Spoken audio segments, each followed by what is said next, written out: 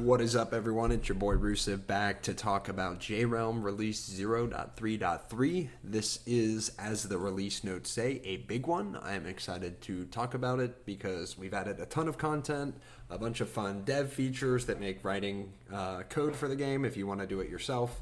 And then we've added some really important features like authentication so we can protect the player's data. We don't want people modifying the player's data that are not admins or super users. So that was something that I've wanted to do for a while and just hadn't gotten around to it. So as normal, we're going to go over the changelog for both JRealm and JRealm data, and then we are going to go into a playtest, and that'll be it. So yeah, as I mentioned, the data service endpoints are all protected by authorization now, meaning if you're calling from an external address, you'll need an authorization code,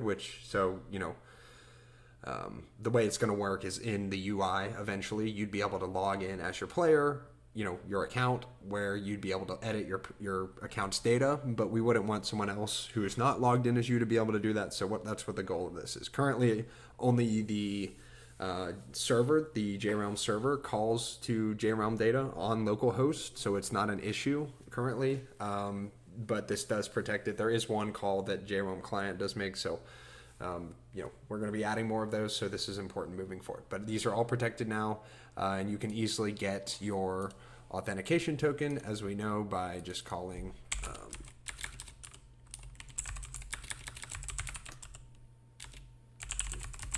this endpoint here with your login data. And this token right here is what you need to pass. So that's that. You'll just know you'll need to pass that if you're going to be calling those endpoints.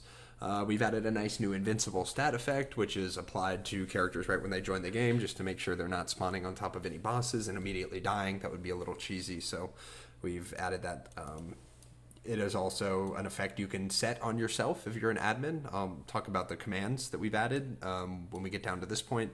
But you can now set effects on yourself in the game. Of course, if you're an admin, that's an admin feature only, as it is in most other games.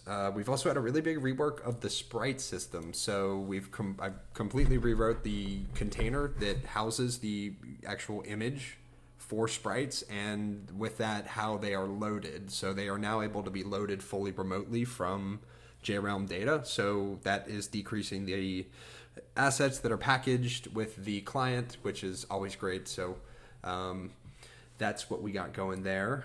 And we've also done a refactor of the enemy class. I didn't like how hard it was to work with the the attack animations, the movement animations. So this will sort of tie into this second to last point here, what we've done with that, but we've now reworked the enemy system to make it a lot easier to write new features for it, as well as integrate into some older features of it. And another big thing was we've added a very cool command system for admins only, and that allows, I think I'll go over some of the commands when we get to the demo, but some of them are like, teleporting, spawning enemies, spawning items on the ground, adding effects to yourself, things that make testing the game a whole lot easier as an admin. And it's, a pretty cool feature. I'll show you how I have the handlers set up in code. This SDK piece, we have the command handler SDK, which essentially is just an annotation that you can put on a method that has the signature of consuming a Realm Manager server, the player who invoked it, and the message that the command they invoked. And this will be the command that it's mapped to. So this is the code that's invoked when the player types set stat. You can see we need to do that, but we're modifying their attack, etc., dex, speed, whatever they've asked to.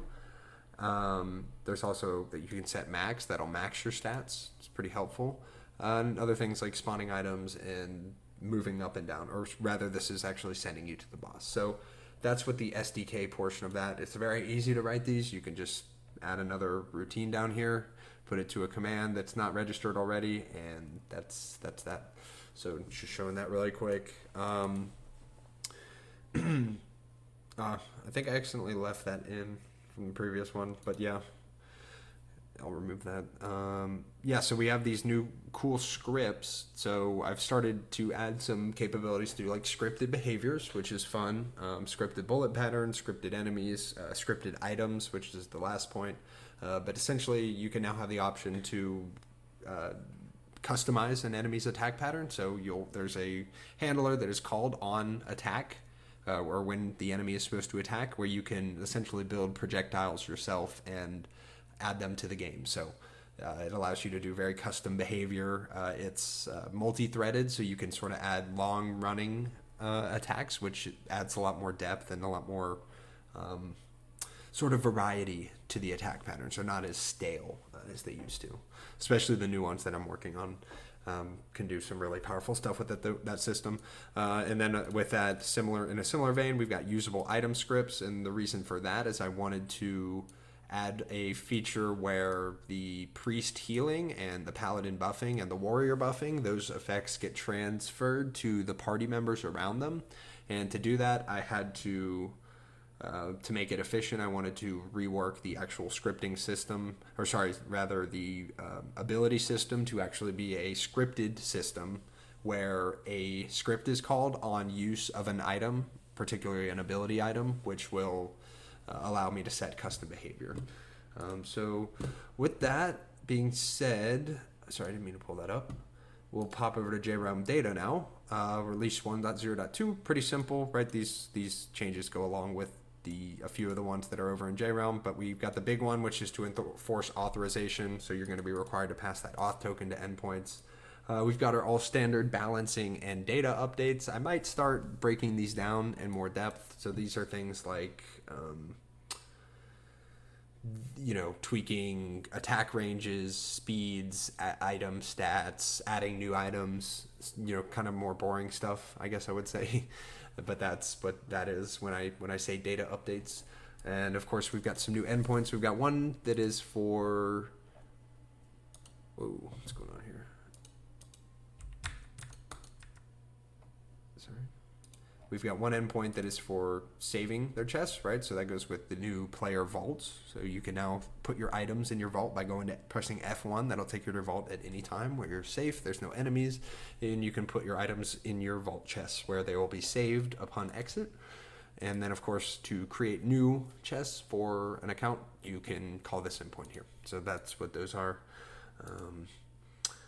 And that's about it. So we can go ahead and hop into our demo now. Let me just get this window over here. We're going to be playing as my knight today. We're on the embedded server and client here. Also going to bring this over. Yeah, same thing. So there's the first scripted attack. You can see this guy's got sort of a triple wave of... those actually stun you, so they prevent you from being able to shoot, which is kind of a cool feature. But he's and here's another one of the scripted behaviors. This slime god, he's got a attack that slowly goes in every angle of the unit circle and will fire out one of these little pretty high damaging projectiles, these yellow things, which is a pretty neat attack, I think.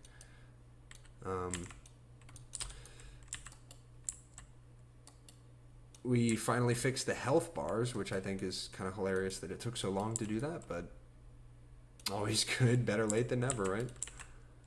Here's another one of the scripted attacks. This one's pretty cool. It's like a sort of leaf pattern.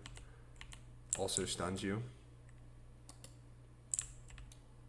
Let's keep going down. So now the enemies are going to have pretty high health, so we got to deal some extra damage to them.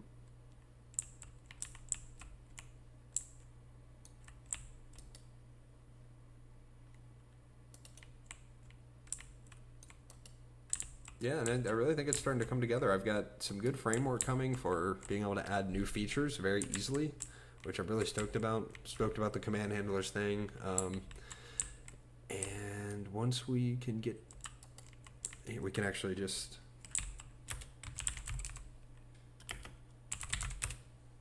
you can just teleport to the boss because I'm a good dev and added commands. You can see he's got a nice unique pattern now. Oh, I'm about to die. Hold on.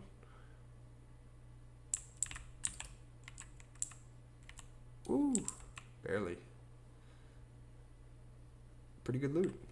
So there you go. Yeah, that is the JRealm 0.3.3 release. I'm really happy with how it turned out. Fixed a bunch of bugs, added a ton of new features, made some really good changes, and I feel really good about it. So if you are enjoying this stuff, I would appreciate it if you guys leave a comment, subscribe, like the video. Love to hear from you. And go check out the GitHub repos. They're in the comment of the video, and I will see y'all in the next one. Thanks for watching.